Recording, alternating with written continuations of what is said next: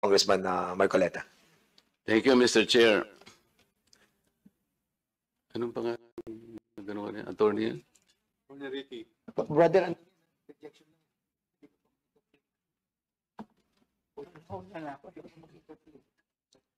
Hindi, tungkol lang sa sinasabi yung doktrina kanina. Attorney, abogado ka pala na nagtuturo sa Ateneo. At sinasabi mo, ang diferensya ng private sa public figure, pagka public figure ay hindi basta-basta. Kahit nabirahin mo, parang may lisensya ka na, parang gano'n sinasabi mo. Pero pag private, talagang kinakailangan may malis ka agad yun. Siguradong, kaya lang nung ikaw ay nag-vlog, ito yung title ng vlog mo sa akin eh. Huwag maniniwala sa pakulo at panliling lang ni Marcoleta. Ano ang panliling lang ko, attorney? Public figure ako, kailangan malaman ko, sapagkat dito lang may malis ka na eh. Una, hindi mo ako kilala, ikaw hindi rin kita kilala. Pero dito lang sa title na title pa lang, huwag maniniwala sa pakulo at panlilin lang ni Marcoleta. Attorney, kahit kailan wala akong nilinlang na mamamayan ng Pilipinas. Wala kang karapatan na akusahan mo ako ng ganito. Kung ang pinag-uusapan ay gusto mo lang ma-informahan ang mga nagpa-follow sa iyo kung sino-sinong maraming nagpa-follow. Pwede mo ba sagutin ito muna? Ano yung panlilin lang na sinasabi mo rito? Marami na po kasi akong naging hindi ko ano yung partner na ito pakikita ko sa iyo, ayan hindi ko po alam kung anong particular doon na attorney, gumawa ka ng vlog. yes po, ako po Responsibilidad mo sa public ito, lalong-lalo na yung naniniwala sa iyo.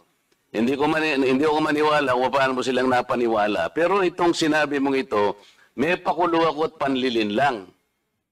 Ito yung sagutin mo. Hindi ako naniniwalang hindi mo naalala ito. Mr. Chair? Actually po, dun yata yan sa rally ng Iglesia ni Cristo na naging subject din ako po ng programa ninyo sa yung dalawang pong kasama Honorable Congressman Marcoleta. Ako po yung naging subject nyo doon ni Saganang Mamamayan. Kasi ako yung nag-comment na sabi ko, dapat yung Iglesia ni Cristo kung talagang malaki yung mobilization nila, doon nila gawin sa Luneta, huwag sa Liwasan. Yun yung kasi, pag sa Liwasan... Attorney, huwag mong nililihis ang usapan. Ang pinag-uusapan yung panlilin lang na sinasabi mo at pakulo. Kinalaman yung rally ng INC dito. Doon ko po kita, Honorable Congressman Marcoleta. Anong panlilin lang ginawa ko doon sa rally? Yung po yatang speech nyo doon sa speech. Hindi pa yata, kailangan siguruhin mo. Nagsalita ko doon, anong parte ng speech ko ang nilinlang ko ang mamamayang Pilipino? Honorable Congressman Marcoleta, yung reaction ko po yata yung speech nyo po doon sa stage. Ano nga, kung alam mo yung speech ko, ano yung panlilang doon? Tingnan ko po dito sa ano ko, kung ano yung... Ang dami ko na po kasing naging content tungkol po. Hindi ganun. Ako kapag sinabi ko, alam ko ang pinagbabasihan ko. Kahit matagal na yon, maaalala ko. Pag nilinlang ako ng isang tao, alam ko. Problema sa inyo, hindi ko nilalahat ang vloggers, Ako, hindi ko minamasama yung vlogs. Yan ay part ng, ng ating free speech. Expression. At ginagaranti ng ating saligang batas. Totoo naman na kapag ka-public figures, hindi dapat balat sibuyas. Hindi kagaya ng balat sibuyas ni Kong Barbers, alam ko yan. Pero hindi nangangahulugan. Kailangan i-establish ninyo. I-establish mo. Ikaw ay abogado pa rin, kagaya na sinasabi mo, nagtuturo ka pa sa isang reputableng institusyon. At pagkatapos, tinatanong ko lang ngayon, ikaw ang nagbablog, Basta po tungkol po talaga yung naging topic ko po kayo tungkol dun sa rally ng Ano nga yung sinabi ko sa rally na nanilang ako ng Pilipino? Wala ka man lang maisip?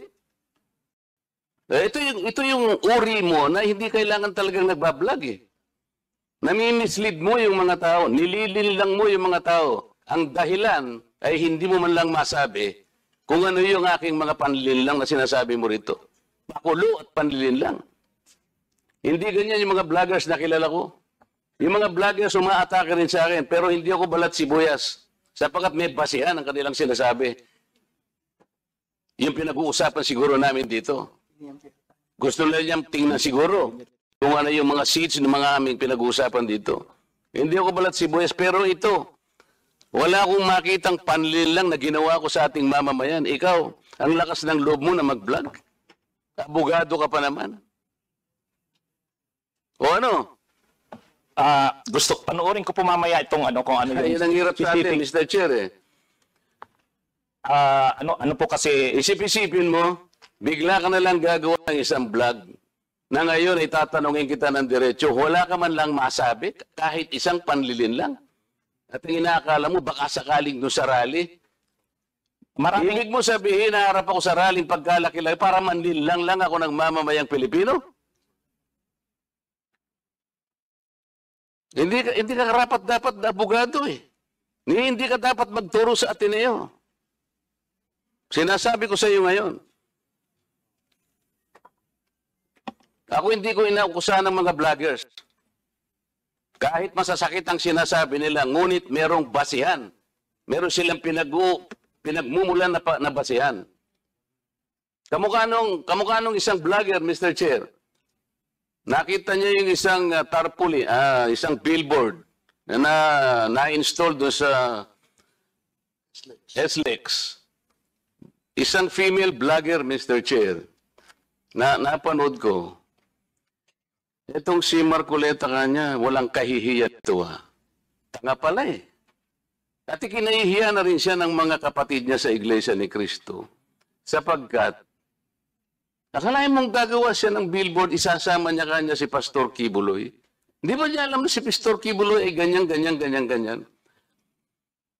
So, kinakailangan, Mr. Chair, na sagutin ko. Ang pagkakasabi ko lang po na sagutin ko, miss ka ako, hindi kita kilala, pero medyo nasaktan lang ako, pero nandun na lang, pagpapasensya na kita, sapagat ako ay public figure. Kung ako lang ang ginanito mo, okay lang eh. Kaya lang kita sasagutin sapagkat yung mga nakikinig sa'yo, baka malin lang mo.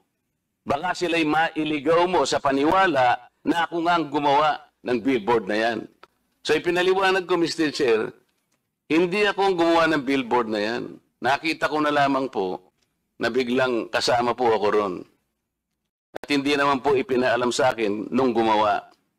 Siguro po dahil si Pastor Kibuloy po ay tumatakbo ring isang senador, inakala niya sigurong magiging maganda rin para sa kanya kung kami po'y magkasama. Eh ako naman po, wala namang magagawa tungkol doon. Pero hindi ko na po, wala na po akong reaksyon sapagkat public figure nga po ako eh. Lahat kami ay tatamaan. Ito nga po yung napakagandang pagkakasalita po sa Korte Suprema eh. Mr. Chair, trying ko lang, maliit lang po ito. The interest of society, ito po yung United States versus Bustos. The interest of society and the maintenance of good government demand a full discussion of public affairs. Complete liberty to comment on the conduct of public men is a scalpel in the case of free speech. The sharp incision of its probe relieves the abscesses of officialdom. Men in public life may suffer under a hostile and an unjust accusation. The wound can be assuaged with the balm of a clear conscience. A public officer must not be too thin-skinned with reference to comment upon his official acts. Kaya kaya ko na lang siyang i-tolerate, Mr. Chair, yung babaeng yun eh. Pero ikaw, attorney, dahil sa attorney ka, yan ang sinasabi mo, at nagtuturo ka pa sa isang reputable institution, dito lamang sa title mo eh. Huwag maniniwala sa pakulo at panlilin lang ni Marcoleta. Pagkatapos tatanungin kita ngayon, kung anong panlilin lang ang ginawa ko, wala ka man lang masabi.